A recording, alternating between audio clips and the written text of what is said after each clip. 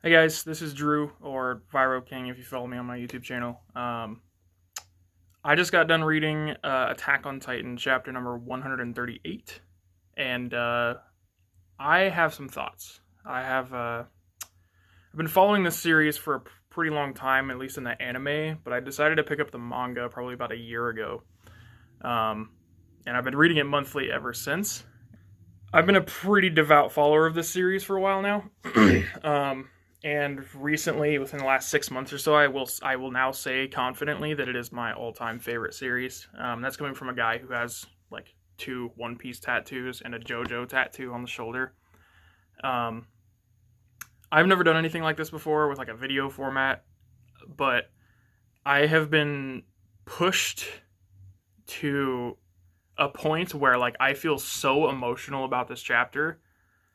I've never ever ever felt something like this in a piece of literature or like a movie or anything like that before. So I just feel like I have to say something about it because of how much of an impact it's had on me personally. Now getting down to the chapter itself, chapter 138. I'm only reading the rough translations right now. They're not like super rough, but they're pretty good. They're usually pretty accurate to like what's actually in the official release. Um, but it's the chapter title is A Long Dream, and as soon as I read the title, I was like, oh fuck, it's gonna do one of those like time loop stories that you hear all about, where basically like the ending kind of shows up at the beginning again, and then it just kind of goes off that way. But it's a lot more complicated than that. The Oh man, I already want to get into like the very end of the chapter because I'm just like my head is stuck on those final panels.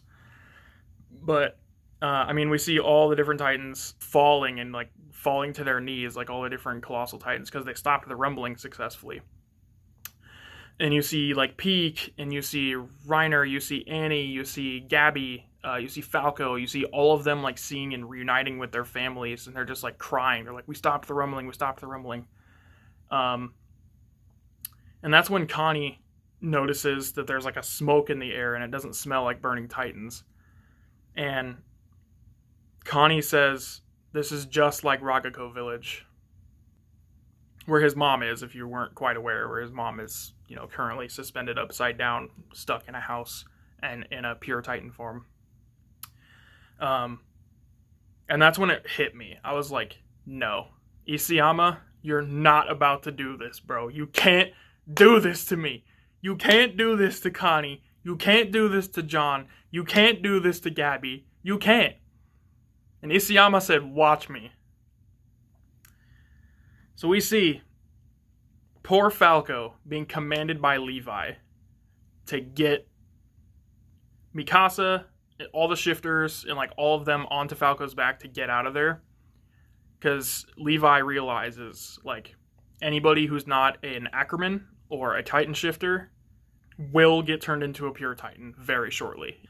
So he says, all the Titan shifters, all the Ackermans, get on Falco and we're getting out of here.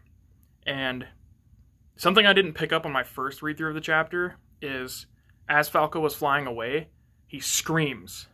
And I was like, why is he screaming? At first I thought it was like he had the Beast Titan power and he transformed those people, but that doesn't make any sense because of the smoke or whatever. But then it hit me. I realized Falco is screaming because the love of his life, Gabby, is being transformed into a pure Titan. The exact thing that he worked so hard to become a warrior for happened. He did not want Gabby to turn into a Titan because he wanted her to live a long and fulfilling life. By her turning into a pure Titan right there, that seals her fate. She either stays a pure Titan for the rest of her life, or she gets transformed back into a shifter and has at most 13 years to live. Literally the worst case scenario thing happened for Falco in that moment, and that's why he was crying and that's why he was screaming. And it didn't hit me until I like thought about it. I was like, dude, his entire life goal just fell apart in front of him, and that's why he's so upset. And it just hit me so hard. I was like, dude, this is fucked up. Like, that's so fucked up.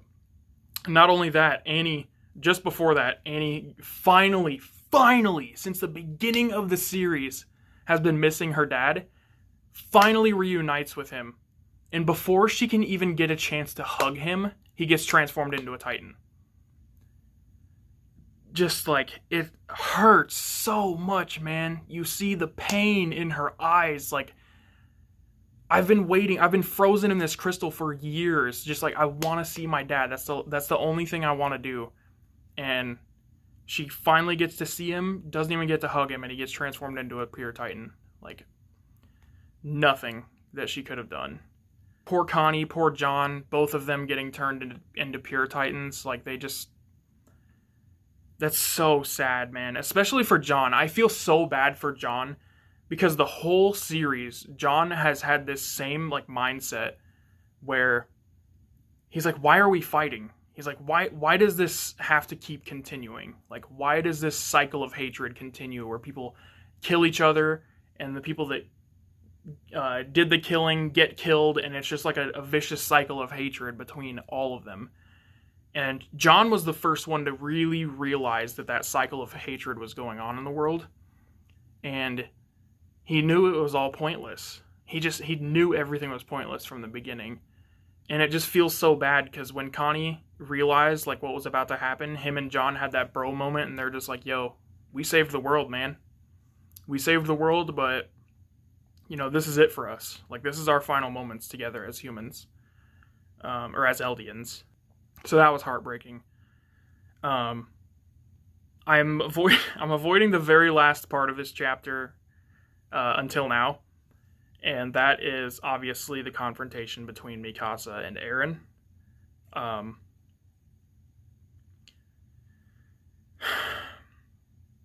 Levi says to Mikasa, "You must kill Eren. Ackermans are the only ones that can kill Eren." And Levi is so battered and beaten up from his battles, man. He just killed Zeke. He's so emotionally dead inside. You can see it in his eyes. Like, he doesn't want to fight anymore.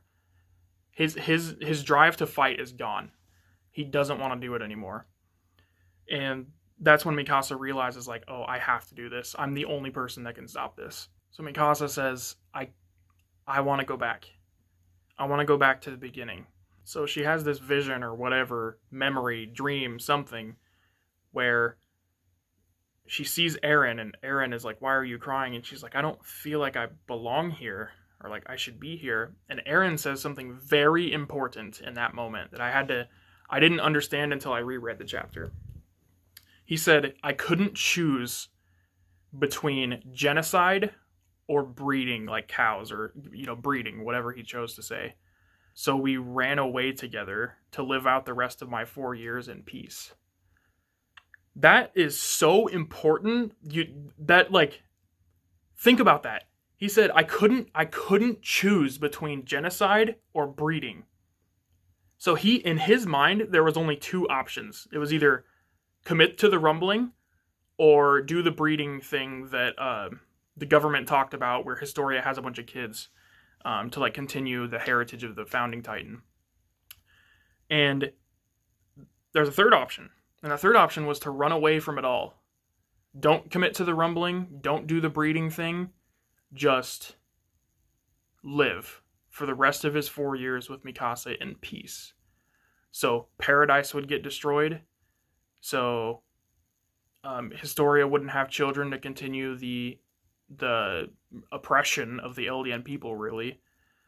I think, my theory at least, is that that's like an alternate reality that she saw.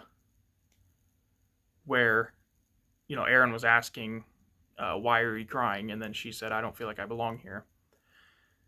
And I feel like that because Eren asked Mikasa during their visit back to Marley as like, basically like spies undercover. Eren asked Mikasa, what am I to you? And I feel like that moment right there was literally the make it or break it point of the entire series. Because, and my theory for that is, he asked, what am I to you? Mikasa said family. That's what she ended up saying in what we know as the current timeline. And because she said family, Eren thinks that the only way to escape, or like the only thing to do in this like timeline, is to commit to the rumbling. Because in this timeline, Mikasa doesn't technically have feelings for him, or doesn't want to like admit that she has feelings. So he doesn't want to commit to the go run away with her thing. Which is why after that, he talked to that Ramsey kid with the little hat or whatever. And why he was so upset. He's like, I'm so sorry. I'm so sorry. I'm so sorry. Like, he's shaking that kid's shoulders. And we're just like, what? Why is he saying sorry? That's because he knew he had to commit to the rumbling. So he knew that kid would die. And it's all due to paths. Paths links everything. He knew the future because of paths. He just wanted to confirm which reality he was in by asking Mikasa that question.